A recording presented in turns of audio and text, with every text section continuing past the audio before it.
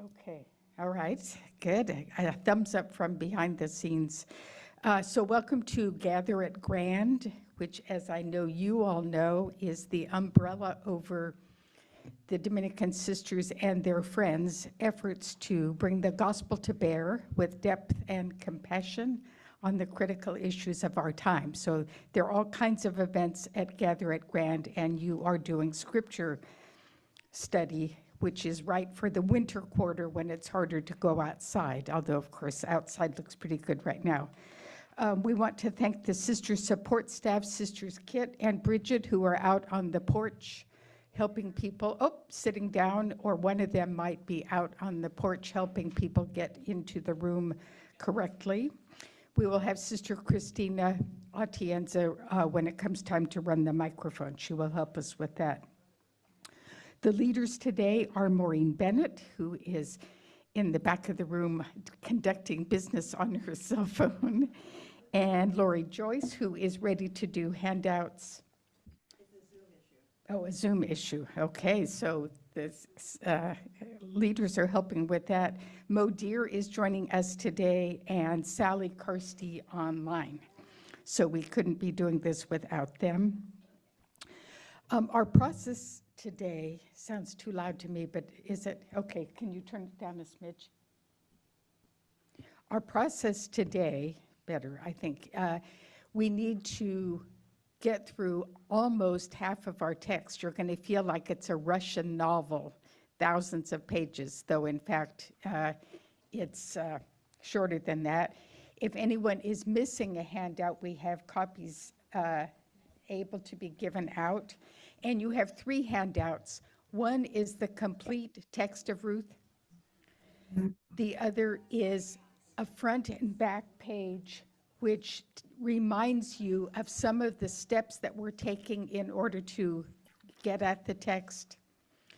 And the third one is the handout for today, which is called session number 1. So be sure you have those things. The one you need should say session number 1, highlighted yellow. That's the one, and the others you can pour over tonight when you go home. That's good, and Lori is helping everyone get what they need. But the crucial one says session 1. What we'll do today, it's going to seem a little bit more rushed than usual, but at 3:45 or thereabouts, we'll break into table groups or Zoom groups to go a little bit slower. What I will do in the first big section of time is walk through the story with you, highlighting things that I think are worth noticing. If you wish to say something, question, comment, and so forth, raise your hand and then shout it from where you are, because we don't have microphone runners right now, and I don't want to take the time for that. So these are quick comments that you have to make in the first 45 minutes or so, and then we'll break into Zoom groups where it can go slower. And after we've Zoomed and chatted for 15 minutes, we'll come back and have more time for those who wish to say something, to say something. No one need feel pressured to say anything. You don't have to report for your tables. It's more a matter of those who want to make a comment or ask a question and so forth. So that's what we will do. And so without further ado, I hope you are in front of your text that says session 1, February 2nd, and has a ONE written in the upper right-hand corner. And so I am saying to the people at Zoom, are you ready to record? Because sometimes we forget. Oh, perfect, even better. All right. Okay, so call attention, the Zoom sister, I forgot to say, back at the control, Sister Cindy and Annette Lindemann are ready to field whatever happens online. If someone has a quick comment to make, you'll have to tell me, because I, of course, can't see them. And if you all have a quick comment, again, raise your hand and then shout it from where you are. The advantage of this room is we don't have to move any furniture. We're situated well enough to talk to each other easily than dragging furniture into the hallway as we did before. All right, so our first scene is highlighted there in red, and let me just make a few comments here. The story of Ruth is set before the arrival of kings. The traditional date for kings in Israel is 1000, so that's 1,000 years before Jesus, if I can put it like that. And so this story is older than 1000, or at least it's set older than 1000. As you know, for ancients, old is better than new. That may be different for them than for us. So an old story, a wonderful story, before they had kings. What they had, our translation says, is chieftains. The usual translation for that is judges. And judges, of course, are not judicial, but they're leaders. They're temporary leaders who are called upon to do a job. Kings are permanent, as I know you know, so judges or chieftains are like hiring a temp to get some particular work done. The setting for the story is famine, and we find out that a family, and they were undoubtedly not the only ones, needed to refugee from the land of promise because of a famine. And that tips you off right away to know that this is an Exodus story, because that's what happened when Moses led the Israelites out of Egypt. They'd gone to Egypt because of famine. So Ruth is a miniature Exodus story. If we were watching it in some way, somebody would be wearing a sweatshirt that said Exodus, so that we wouldn't miss that that's what we have. It doesn't seem like an Exodus story, but in fact it is one. So the family that has to refugee to avoid famine, the husband is named Elimelech, the wife is Naomi, and their two boys are named Mahlon and Chilion. They come from the region of Bethlehem, and I know you know two great figures came from Bethlehem, one in around 1000 before the other. So King David from Bethlehem and Jesus from Bethlehem. So again, you get the feeling that this story is about more than just these characters. They refugeed to Moab, which is across the Jordan River, and the people of Moab are quasi-kin. So that means they are somewhere in their DNA, not that they knew about DNA, but if they had known, somewhere in their DNA, they are related to Abraham and Sarah, but they've been pushed off to the sides the way family trees do. If you're following your family tree, you know your second and third cousins are on it somewhere, but they're no longer central. So the family that has Naomi in it and her two boys and her husband went off to nearby kin, but not sort of bona fide kin. So they are in exile across the Jordan River, to the east of the Jordan River. And then what happened there, the name of that place is Moab, and that's worth remembering because Ruth is always going to be called the Ruth of Moab. So Moab is the place. First, Naomi's husband dies, then her two sons married foreign women, and I know you know that that is not an unqualified positive. Those women are named Orpah and Ruth. They did okay for about 10 years, and then the two sons of Naomi died, and so the woman is left by herself without her two sons and without her husband. Now, if you were Ruth's daughter-in-law, you might say, we're here. But the storyteller says Ruth is bereft of her husband and her sons. And so again, you get the feeling right away this is a catastrophe. In 10 years, she's by herself, except of course for the daughters-in-law and for everybody else that's going to help her, but she doesn't know it at the moment. So this is an exile story. What we're to hear is that very quickly we've had 10 years pass and diminishment. It sounds like all the key characters are dead. So this is not good news. It's off to a difficult start. Okay, I'm moving on to scene 2. And scene 2 is longer, as you can see, and its questions are underneath it. On the back of the page you have that is called page 2, where the word 2 is written out. So this is what happens next after Naomi has lost her husband and her 2 sons. She decides it's time to go home again. After 10 years, she goes home again. Notice all we know that happens while she's there is she has death, but she also has 2 daughters-in-law, but you'll notice that there aren't any babies running around the house. So it's a story of death and dearth, maybe, lack of things. Naomi's motivation for going back is she hears that the God of her people, Yahweh is what we usually call him in English from his Hebrew word. She has heard that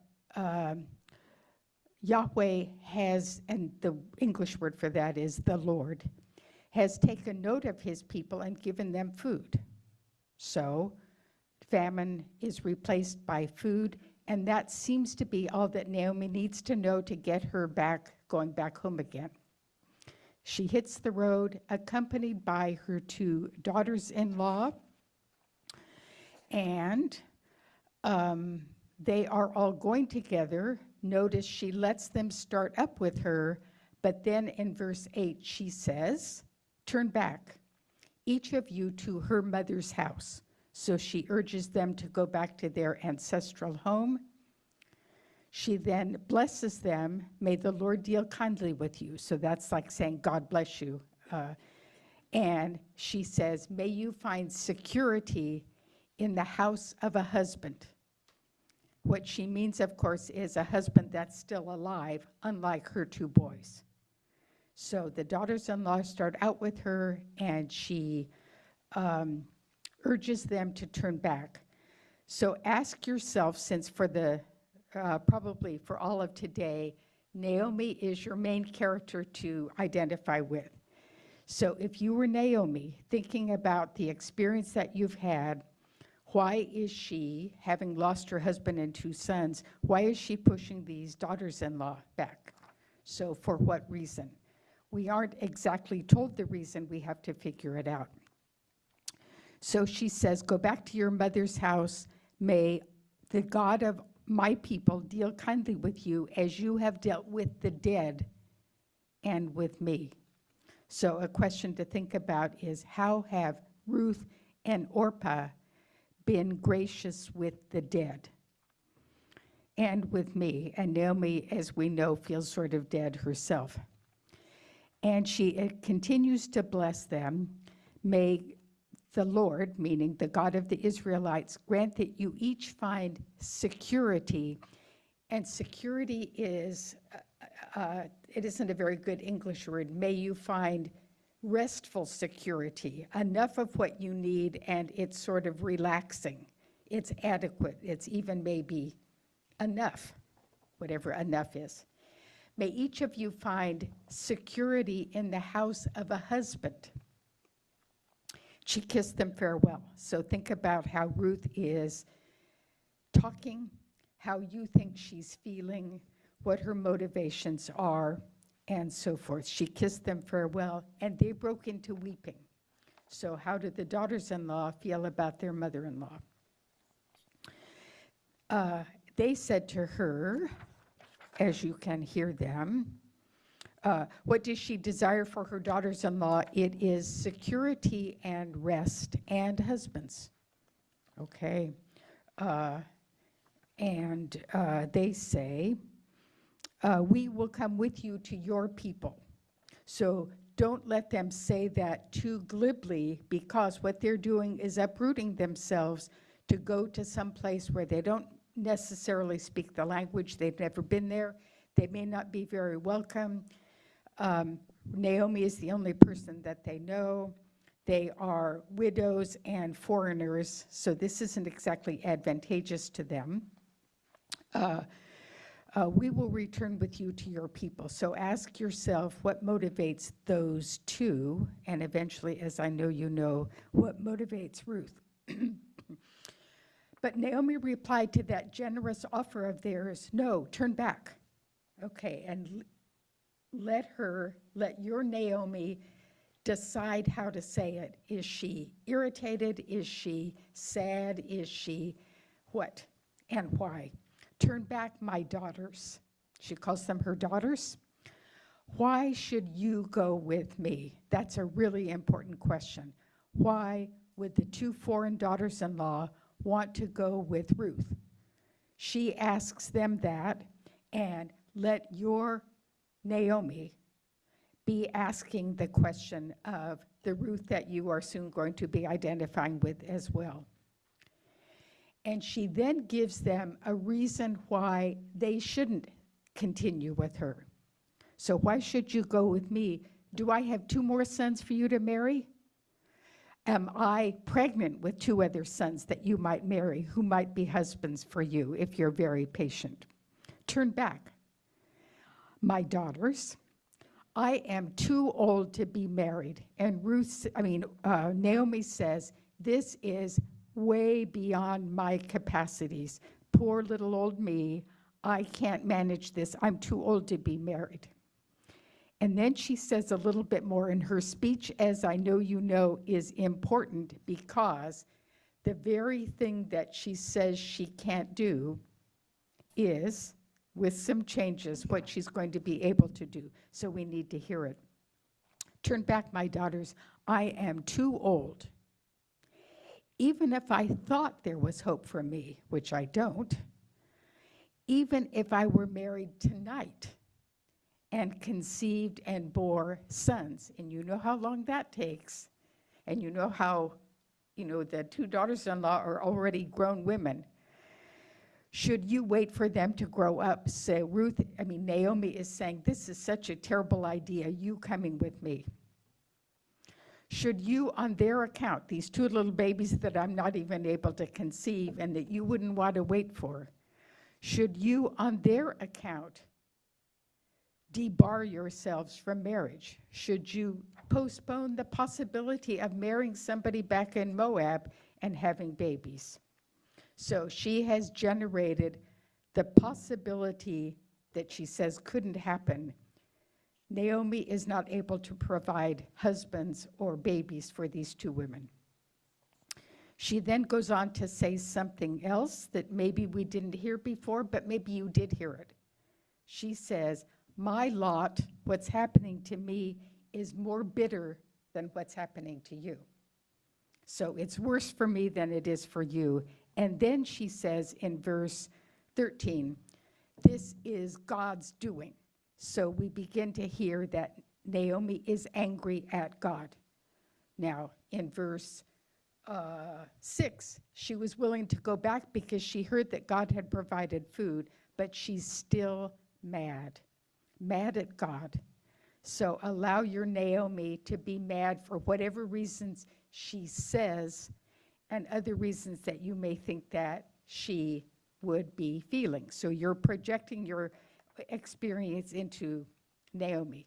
Now, you may not have had her precise experience, exiled, widowed, bereft of children, and now pushing her daughters-in-law away. You might not have had that experience, but we've all had experiences of bereavement. So take some time to think about if you identify with Naomi or don't. You may say, oh, she's such a whiner, I don't identify with her at all. So wherever it is, go with wherever it is. She says, the hand of the Lord has struck out against me. Naomi says, this is all about God being mad at me.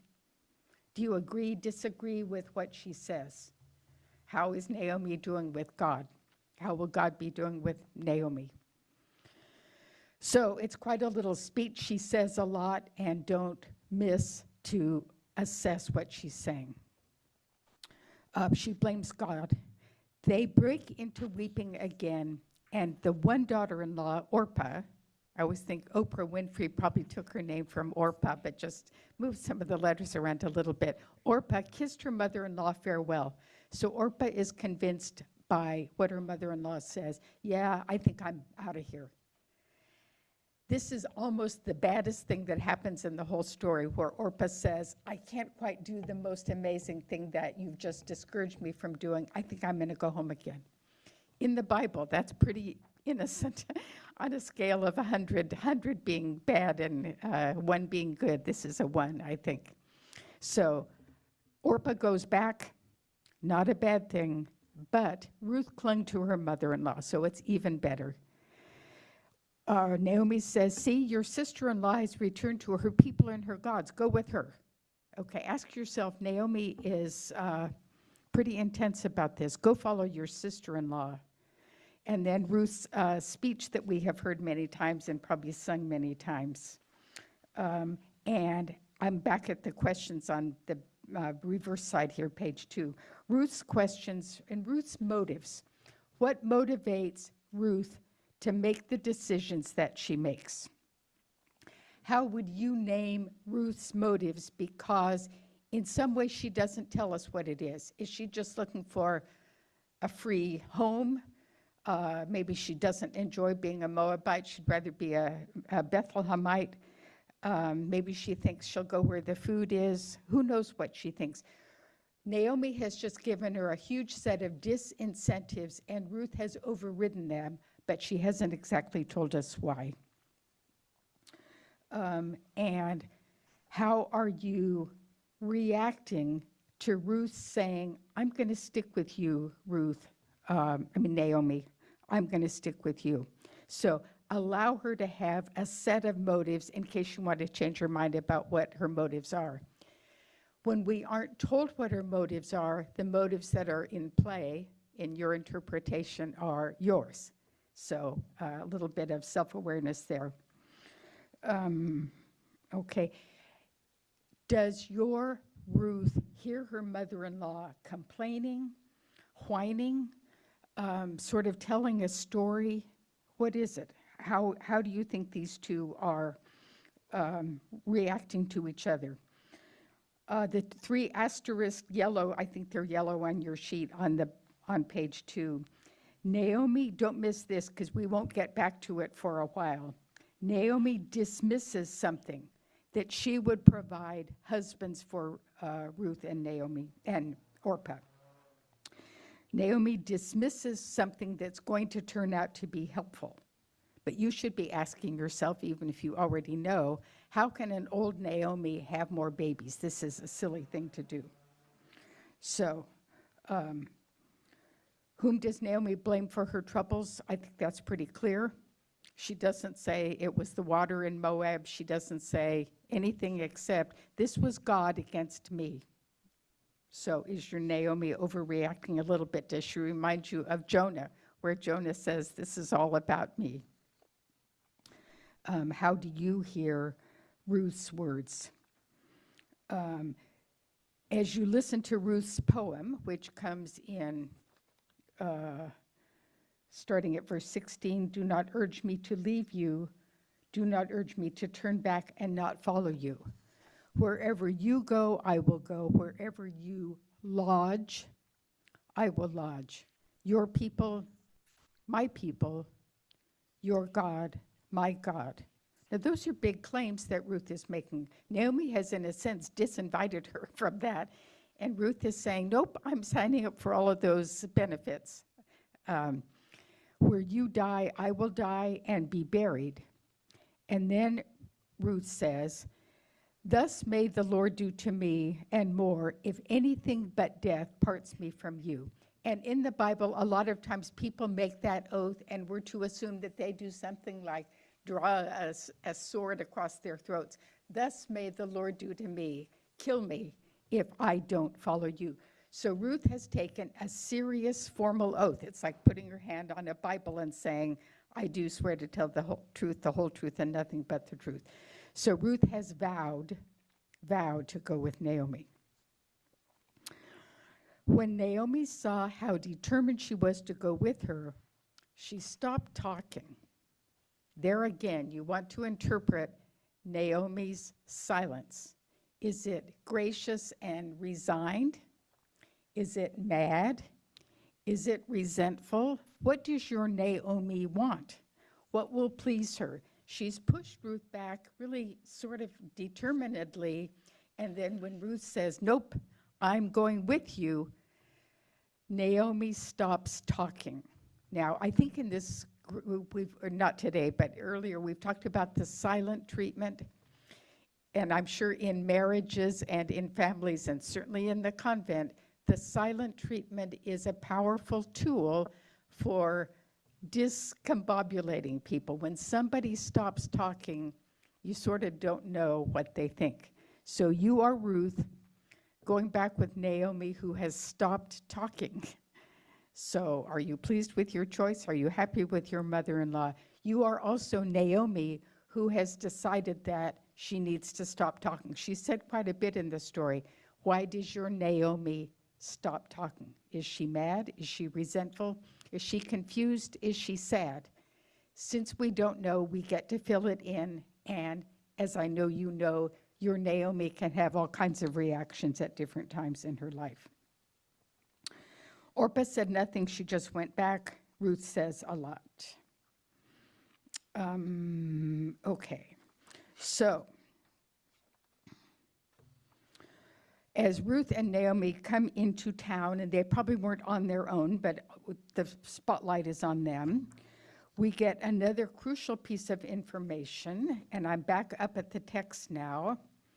After Ruth made that lovely speech and silence descend, I'm at verse 19. When the two went on till they got to Bethlehem. When they arrived in Bethlehem, the whole city buzzed with excitement. It's been 10 years. City buzzed with excitement, and the women say, can this be Naomi? How do they know? It's been 10 years. When they say, can this be Naomi, are they shocked? Are they sad? Are they excited? Are they what?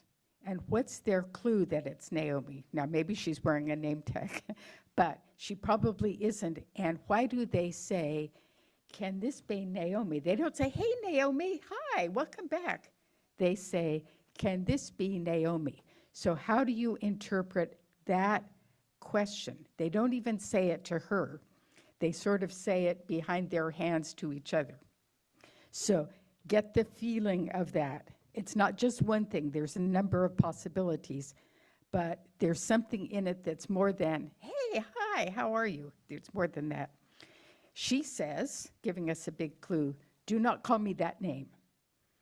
Call me Mara. Do not call me pleasant, call me bitter. So these are puns in Hebrew. Hebrew loves puns. Don't call me pleasant, call me mad.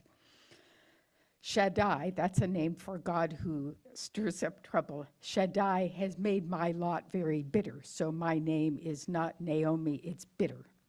I went away full, a husband and 2 boys, although we were hungry, so our tummies weren't full, but our life was comparatively full. Went away full, but the Lord has brought me back empty. Ruth there is saying, not completely, but anyway, Naomi's on a tear here. How can you call me pleasant when the Lord has dealt harshly with me, when Shaddai has brought misfortune upon me? So your Naomi has a lot to say, and give her space to say it. Right, and the narrator sums up, in case we lost the storyline in our Russian novel. They come back to Bethlehem at the beginning of the harvest, the barley harvest. There's several different harvests, but it's enough for us to know that there's a harvest going on. Okay, anyone before, I can't quite see the clock. Okay, yeah, does anyone need to bleep out quickly? Any comment, question, reaction? Yes, say it loud so we can all hear without a microphone.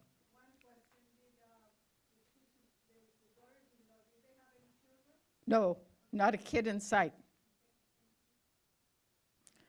It hasn't gone well for them because babies are all, as I know you know from the Bible. Any other quick comment or question? Is any Zoomer twitching? Okay. So you're getting a lot of information about Naomi. You can decide she's conflicted or she's clear or whatever it is. The Naomi that you're constructing is, of course, related to your own personal Naomi. Okay, so we're ready to move on to scene 3. So a little bit more information that we need to know. Naomi has a kinsman, pretty general word, a kinsman on her husband's side. So he's akin. There's some obligation there, some connection, but it's a little bit vague because it isn't pinned down. We'll find out more later, but today it's sort of the way people sometimes use the word cousin. It could be a first cousin or a 10th cousin. So, and what are we to understand by that? And on her husband's side, so this is an in-law. A man of substance, so he's not poor, and his name is Boaz. We learned that. Is there okay, we learned that. All right, so they're home and settled, and it's the barley harvest time. Maybe our storyteller hasn't quite known how to intrude this information about the kinsman. We need to hear it, and we hear it now when they arrive home again. Notice Naomi didn't say, I'm going back to Bethlehem because I know some rich man will help us. She wasn't talking about rich men, and she certainly wasn't thinking that anybody was going to help her. She didn't even want Ruth's help very much.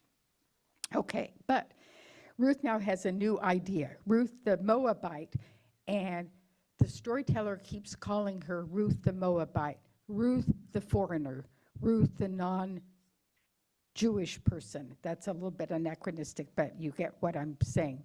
Ruth the non-blood related to Naomi, Ruth the outsider.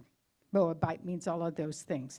It's sort of it's a little bit of a sneer, Moabite, the way we might say, well, I won't even do one. I was thinking of our president, but I don't want to go there. So Ruth, the something or other foreign, said to Naomi, I have an idea. I want to go to the fields and glean among the ears of grain behind somebody who may show me kindness. So Ruth says, enough of sitting around at home. I'm taking my grocery bags and going to the field to collect something. Behind someone who may show me kindness. And Naomi says, yes, daughter, go. Is Naomi's mood lifting or not? So again, if you were putting this on as a play or reading it at church, unfortunately we don't have this story much at church, but if you were reading it, how would your Naomi say it? Yes, daughter, go, good plan. Or would she still be depressed? So you have to interpret Naomi as broadly as you can do. All right. Yes.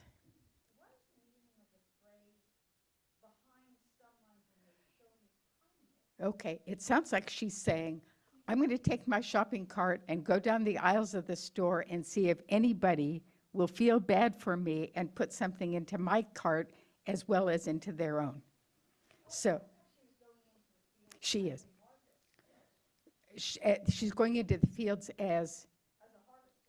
well, but she's a foreigner. She has no right. So again, you can go into the store and take a cart. No one can stop you from doing that. But if you don't have any money and you don't have any rights, unless somebody helps you, it's not going to do you much good. So that's sort of what she's saying. I'm glad you raised that. Yes, Maureen. Yes, gleaning, she has in mind she's going to get some extras, some sort of leftovery kinds of things, yes. So, and we'll watch her do it in just a minute. So she's saying, I'm going to go to the field as a non-entitled person and see if anybody throws anything in my direction. It's not really a very large claim, but the story shifts when she says it, and maybe your Naomi says, good plan, or maybe she doesn't. Maybe she just says, oh, repeat questions for the Zoomers. Thank you, yes. We've talked a little bit here about what gleaning is. It's an agricultural thing. It would be sort of like if you were going to go into your garden and collect string beans, you'd look for the ones that were ready or that had fallen on the floor. Actually, beans probably don't, but Ruth is sort of saying, I'm going to see if there are any leftovers that fall into my basket. So it's an agricultural term. And Mo asked what she's actually volunteering to do. So we cleared that up. It's an agricultural thing based on that she hopes they won't stop her and maybe somebody will help her. She's not making much of a claim. It's not very entitled. Margaret?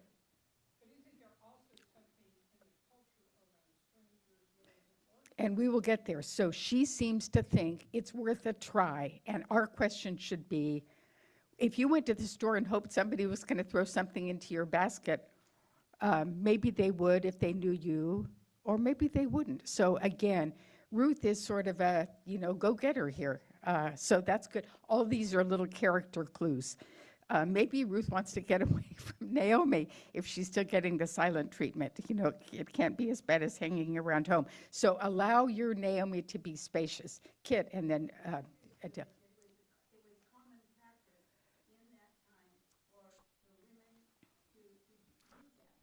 Yes, it's a job that you could get if it were your land and you were a citizen and they all knew who you were. So when Ruth goes with her funny way of talking and maybe she has strange clothes or different color skin, it's a bold move. On the other hand, she's a daughter-in-law of a woman who had a husband and 2 boys, and then the husband has kin, so it's worth a try, but it's brave on her part to do it. There's nothing that she can exactly claim as her right. Good. You're picking things up well. Adele. They're supposed to. That is what, yes, that should happen. And so then, will it happen or will it not happen? Good. Okay, that's good. Will people do what they're supposed to do and more, or will they not do it and in fact do less? And in fact, we have here the suggestion that this was sort of a risky thing that she's setting up. Okay, so those are excellent questions. All right. Pay attention to Naomi and her mood, action, Ruth's things. I think your questions have underlined that Ruth is creative, shows some initiative, is willing to risk that she might have a bad day in the fields, and Boaz in a minute is going to tell her that could have happened. Ask yourself whom you are relating to here. Naomi, Ruth, probably one of them more than the other, but I hope both of them. Okay, so with my eye on the clock, we get to scene 4, which is Ruth arrives and starts gleaning behind the reapers. So the reapers are the ones whose job it is to get the grain, barley, whatever they're harvesting, different kinds of wheat that grows the way wheat grows, as you know.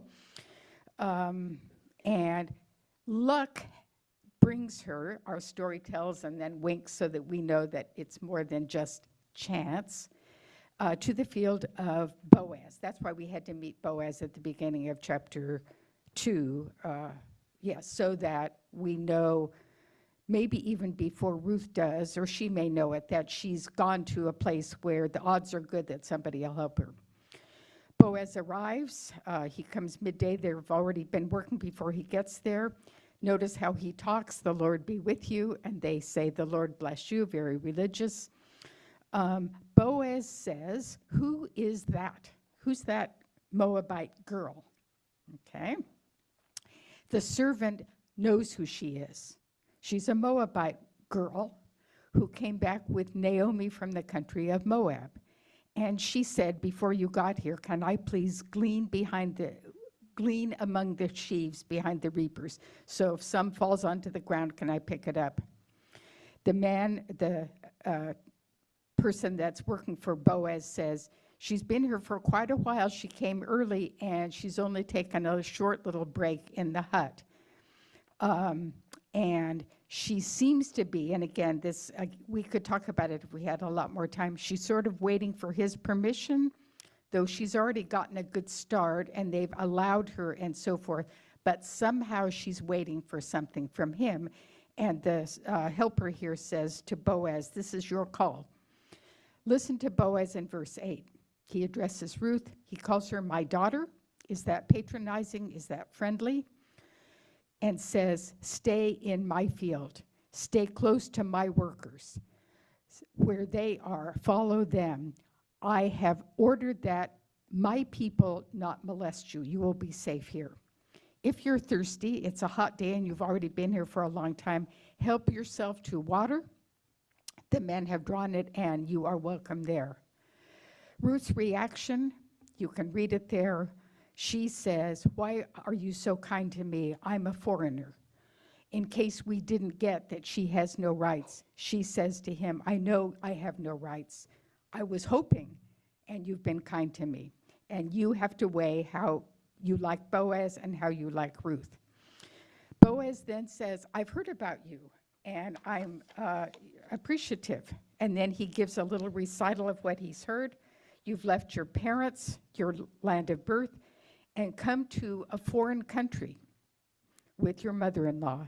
And then Boaz says, may God bless you, and may God, under whose wings you have sought refuge, help you. So it's a nice little image. You've crawled under the wings of God, and may God help you. She thanks him, and so forth.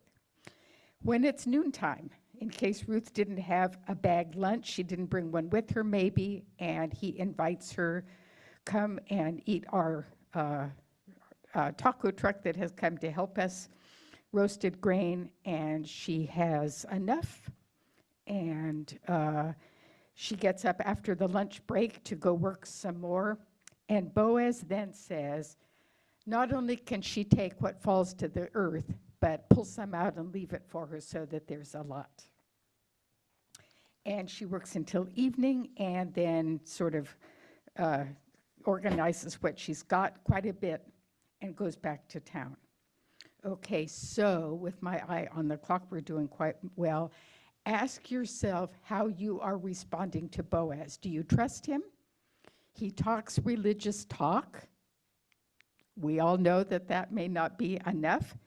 Is Boaz reliable or not? He's a relative. That can be good, but not unfailingly.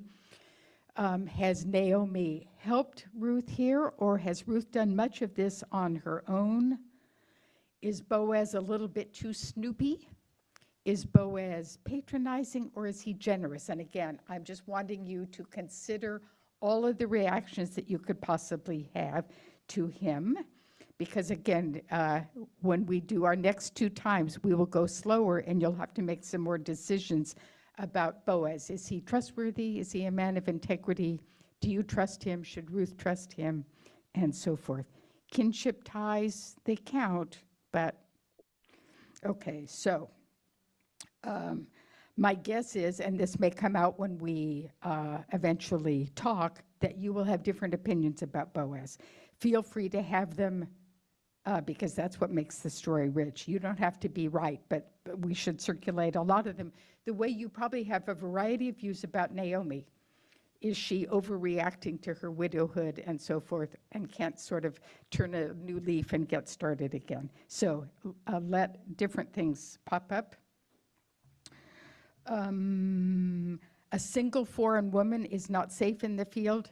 Boaz says, I'll make you as safe as I can do. How safe is that? I think we all know he probably can't be everywhere seeing everyone. It sounds like he's trying. But how does your Ruth respond?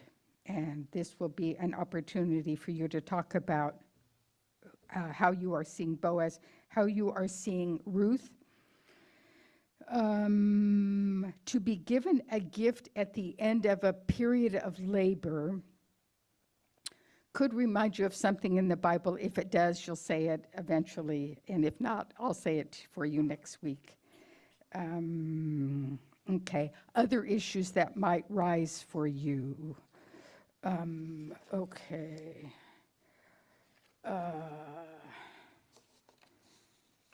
And that's as far as we need to go. Okay, yes.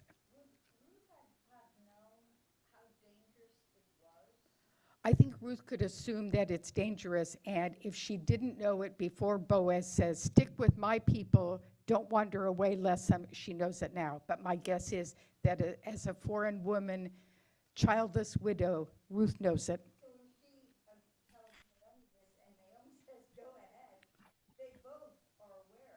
Right, right. So are they desperate? Are they turning a page? Are they, what is it? So again, this is all territory for you to interpret, not trying to reimagine what they're saying, but the Ruth and Naomi that you're coming to know, how are they reacting is what we are talking about. Okay, so what I would encourage you to do now, are we okay on the Zoomers? Okay, what I would encourage you to do now is spend 15 minutes, and the yellow asterisk questions are, I think, the most important ones, though you can say, you can answer whatever you want. And these are on your page 2. What Naomi is saying, I can't do this. This isn't possible, and yet it's going to be not only possible, but it's going to be helpful. You might want to talk about that. You might want to talk about, is Naomi giving Ruth the silent treatment, or does she like what Ruth said? Naomi's old friends that haven't seen her after 10 years, when they say, is this Naomi? What are they feeling and tipping us off to? So those 3 things, and then if you want to talk about Boaz and Ruth in chapter 2, do that. Okay, 15 minutes for that, and then we will see what we have to say. Zoomers will go off and talk as they wish to do. In the room is joining us here to run the microphone. So we'll start in the room. And assume that we'll visit each table if there's somebody there that wants to talk. So is there a leadoff batter in the room wanting to talk? The tables I were at have great things to say. So anyone wish to share anything? Oh, good. All right. Talking to the microphone as though it were an ice cream cone, which unfortunately it's not. I wish it were. Yes, me too. Actually. I felt that you were a little hard on Naomi. I felt that she, and we talked about that here, that she'd had a rough go of it, and she was being honest about She is letting it all hang out, right? Yeah, She exactly. is. This is what the situation is. This is why I think you should go back to your families. This is what I'm going to do, and hope for the best. So that was one. Okay, good. One So of our several comments. in all the chat that Naomi does, there's a lot of space to interpret her, and how you feel about Naomi today might not be how you feel in 5 years or how you felt 10 years ago. So that's the value of these stories. There's a lot of possibilities. So maybe too hard on Naomi. So you're sympathetic with her and think she's what, pretty resourceful? I think she's a woman who's had a hard time. I'm sorry. Okay. No, I think that she's just being honest. Okay, about she's her very situation. forthright. Good, And so. good. I And mean, so that if she doesn't have a whole lot of good stuff about her life to Right, talk about right. at this point. she Except doesn't have two- much to be two cheerful lovely about. daughters-in-law. All right, good, excellent. Mo. And then we'll do the Zoom. I'm going to pick up on Maureen's point because Sister brought up something that I hadn't really thought about. The fact that, and this is on Naomi being such an extraordinary person, the fact that both her daughter-in-laws were willing to make the sacrifice they were really said something about Naomi as a person. I would not have followed my mother-in-law to Bethlehem. She must have been a wonderful mother-in-law. She lost her husband. She lost both her sons. What did she do for these 2 women that they were so loyal to Good, her? good. So that was something I hadn't really thought Good. about before. That's a really crucial point to pick up. The storyteller has given you a lot of clues about that, so don't miss them. She may talk rough to them, but they love her. Well, Was it the love was quality really of her clear. presence?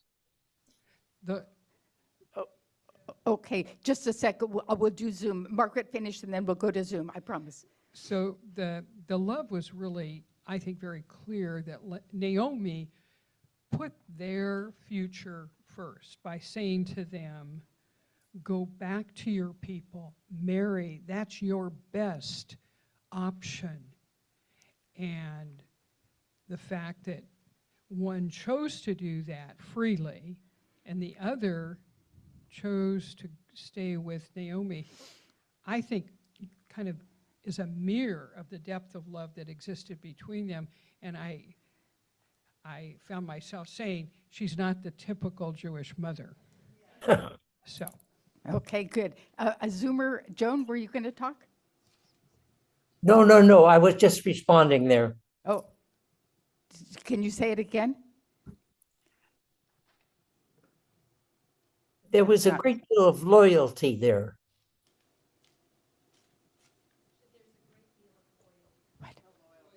Oh, loyalty, yes, absolutely loyalty. And I would say, now you can disagree with me on this, Orpah's choice is not bad. It's the opposite of Ruth's, but it's not a bad choice to go back where she was. Okay, table that has Lori, and yes, good. Okay, you had, one of the questions had been, who do you relate to the most? And you spoke of Naomi and Ruth. And I actually related pretty heavily to Boaz. Okay, And and tell us why. Yeah, I saw him as having a great deal of integrity, that he was generous and kind, attentive, mindful of the social customs at that time. And I think he also acknowledged the divine aspect of Ruth's journey, referring to God of Israel and the refuge that she found under his wings. Okay, so Boaz does a lot of God talk, doesn't he? A lot of God Right. talk, definitely. Okay, But I think if looking at the social norms at that time and how society was, we have to look at that. We also have to look at the potential age of everybody here. Amy had said earlier the women, Naomi could have been 30 and the daughters could have been 17, 18. So Boaz could have potentially been maybe 30 years old or 25 years old. good, We don't know his age.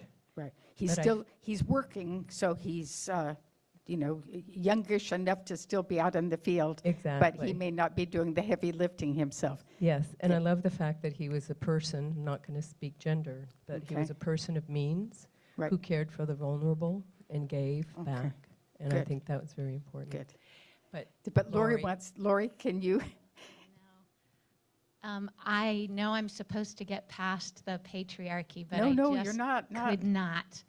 Especially having done family law and knowing, gee, if they just had a marital property and separated the property in a way that was fair to women, none of this drama would have happened. Women wouldn't be impoverished by the fact that their husbands and sons die. And so I was tainted by that view, and I look at Boaz as cynically, like, oh, he's looking at this young girl in the field, and, this whole system is set up so he can have her to himself, because the system is set up so that women either have to be married and rely on a man, or they have to produce babies, and they better be male, and if not, you'll be molested in the fields. Right. Or you'll starve to death. So I had a hard time getting past that with my Okay, 20, and it's really 26 good to values. bring it to the surface and to say it, and everything that you've said is easily attested in the period that we're talking about. Maybe a question for your characters and to all of us interpreting is, should it chance to us that we live in conditions that are less than egalitarian, what are we going to do? So once we've had the chance to see it, how are we going to cope within the system that we're stuck in? Okay, good. And so what Lori points out to us that I know you all know, but just to say it again, we're not really going back and talking primarily about them. We're talking about the mirror that these stories hold up to our own lives. That's what Scripture is. It's primarily about these kin of ours from 3,000 years ago are helping us see ourselves. Okay, is there a Zoom? Any Zoomer want to talk? We don't want to exclude them. Okay, the Zoomers are content. So I can't see the screen. Yes. Oh, okay.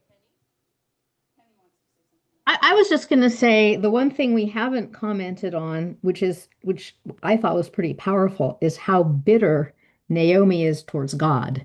And on the one hand, it's certainly understandable. You know, he's taken her husband, in her view, he's taken her husband, her sons. But we also know that we have two choices when things like that happen. You know, one is to be angry at God or even reject God. The other is to say, though it's very hard to do, you know, it's your will, Lord, and I'll wait to see and I'll work at how to, you know, you're with me and I'll work at how to move forward. Now that's a heavy expectation to place BC, I get it, but we really haven't talked about that aspect at all. Good, so And, thank you for you know, mentioning it. And so what cues us? How do we know which of those choices we're going to pick up on? Do we only get one of them? Can we have both of them? Do we go from one to the other and then maybe go back again? We could be mad, get over it, and then find out we're not really over it, we're still mad. So our story is pushing us to these sets of possibilities. Good, okay. Other comments in the room? Yes, Adele.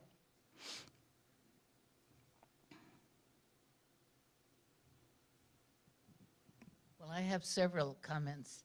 I wonder what the other people in Bethlehem did during the famine, since they're all back there and they didn't seem to have left, how they survived the famine, and the family of Elimelech had to go out of town in order to survive. That's just a question I Yeah, have. it's a great question, and it's a gap that the story doesn't give us information about. And then I have a question about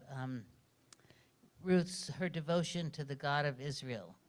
And I'm wondering if it's comparable to the God-fearers at the time of in first century. You know, the God-fearers that were sympathetic to Israel. Was that it, where they also, did they have God-fearers at that time in Israel, where people and other nations, the pagans, attracted to Judaism? Well, it wasn't Judaism at the time, but Right. were they, do you know? Yeah, so God-fearers, again, it could be that the God-fearers are projected back into the story. The God-fearers are, as Sister Adele just said, Gentiles, pagans, if we want to call them that, who don't want to become Jews, especially males who do not wish to be circumcised. But they want to belong to the group, and they want to get the benefits, and they want to hang out with Jews. And so then are they going to be acceptable or not? So these could well be God-fearers. They pop up in the New Testament quite a bit. Yeah. They're not ethnic Jews, they're not religious Jews, but they're as close as you can get without becoming circumcised, which males did not wish to be, especially adult males. And for all kinds of reasons, but the most obvious ones. They don't necessarily want to leave their people, but they want the benefits of the Israelite religion. Maybe they don't like, maybe they want to pick and choose. Some parts they like, some parts they don't like. Okay, good. So Ruth is maybe a God-fearer. Good. Well, something like that. Yeah. But the other thing I want to thank you for is the connecting to the Exodus, because I could see so much in that part. And Right. And I Right. thank you for that. Good. So it's a hidden Exodus story, sort of an Exodus story in, lay clothes, in costume, where we can see that they go out because of hunger and then they come back again and it works out pretty well for them, but not perfectly. So it's an Exodus story, of which there are hundreds in the Bible. Okay, good. We will stop on time. So is there any other comment that anyone wishes to make? Margaret? I'm watching, I think, good. Okay, who speak? Unmute. Can you hear me? Yes. Thank you very much. Amazing comments. I wanted to just quickly go back to Naomi. Sister Barbara, when you described Naomi regarding bereavement, when I'm hearing the words of how bitter she is and the tremendous loss that she has experienced, how she day to day could even keep going, and yet she thought about both of her daughters-in-law with such love and assuring their futures. But bereavement, heaven knows, could she ever get past the degree of the loss? And we don't know that from a footnote in our wonderful Bibles. We know it because of the lives that we have lived. And so this is, again, us reading our own experience into the character of Naomi and understanding something that the story didn't have to tell us. We got it on our own. So that's a really valuable comment. You don't have to like all of the possibilities, but get the idea that there are a lot of possibilities there. Some we like at 20, and then we've changed our minds at 40, and then by the time we're 70, we'll have another point of view as well. That's, our Bibles never wear out. Okay, Margaret. Quickly, Orpah, I think one key piece is her freedom to choose to go back speaks of Naomi's Good. generosity Good. of presenting Excellent. the choice. Yeah, that she could go back. She said it. She loves her mother-in-law. Good. So it's not a bad choice. It's not Ruth's, but she does what she needs to do. Yes. Okay. I think we are. I just wanted to catch the one comment that came at your back table. The women of Bethlehem, when they say, "Is this Naomi?" Notice that we don't have the information that they say anything else to her. So they seem to talk about her. We don't hear anyone yet talk to her. That's hard. Okay, so lots of things here. All right, you did brilliantly, Sister Christina. You ran that microphone perfectly. What we will do, your table leaders will meet soon, and we will get you materials, fresh materials, on Friday afternoon. A registration reminder to everybody. If you didn't get materials, it means the computer doesn't know you're registered, so try it again. If they didn't come to your email, it means you're not correctly registered. It only takes a minute to go on the the Dominican Sisters of San Rafael website under events and find this, and then click on, and then you'll have it. The sisters know that there are cheat things in my mailbox if you want printouts, and I'll bring them here, but I like you to do things ahead of time. Okay, good. We shall see you in a week. Encourage your friends to come. If they miss the first part, they can catch up later. Thank you so much, all of you, for helping. Okay. Thank you.